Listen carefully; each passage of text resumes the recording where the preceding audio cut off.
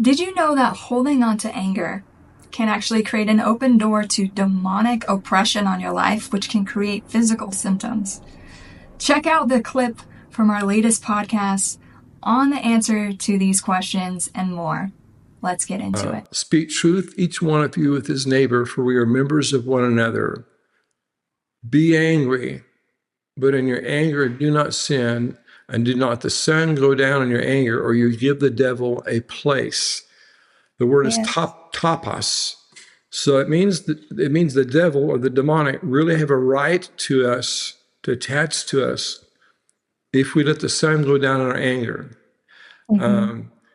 People say, well, let's go, I'll sleep on it, talk to you tomorrow. No, if you let you sleep on it, it goes from I feel the anger, this happened to me, so you wake up in the morning, it's not that big a deal, you kind of calm down, but it's gone from your conscious mind to I call it your subconscious or your heart. And even though you're not consciously with your brain, you're not consciously thinking of it, your subconscious is still trying to resolve that pain, that anger, that abandonment.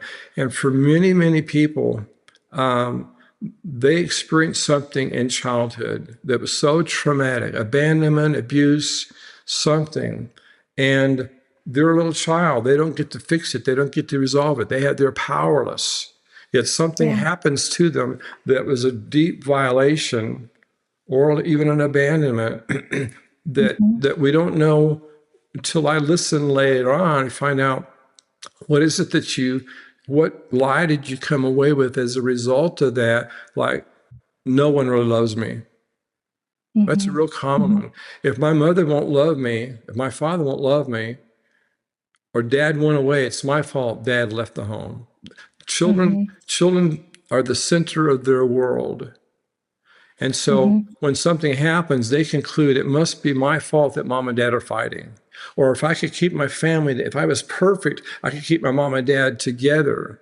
I have to be perfect, perfect grades, perfect, whatever. And so for the rest of their life, I have to be perfect. And that lie begins haunting them.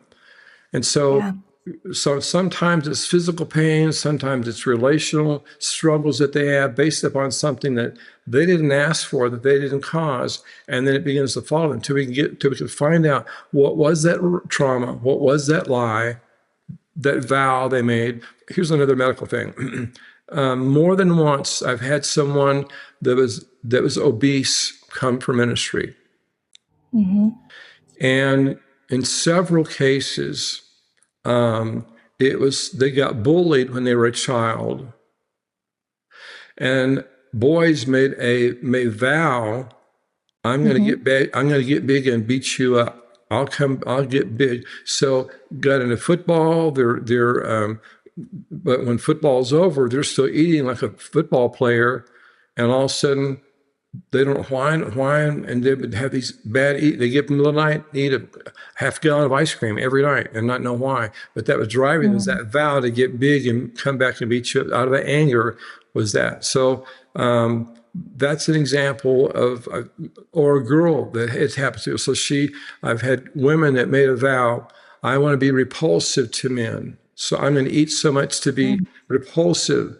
And they put on all this weight, not knowing it's because of getting molested or bullied at school, like a bullied at school thing, and no one to protect them. So was my defense. So those things that are medical ends up being a medical symptom, but the emotionally was caused by an emotional situation.